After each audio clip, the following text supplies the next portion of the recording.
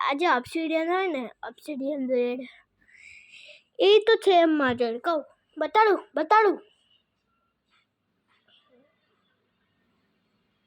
આ છે ગ્રેવલ.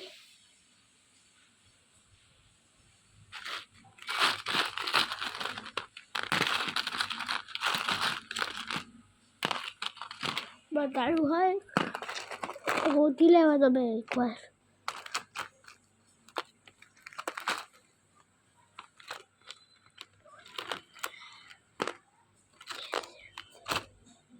જે આધ્યા રેસિડેન્સીમાં રહેતા હોય ને એ કમેન્ટ કરજો.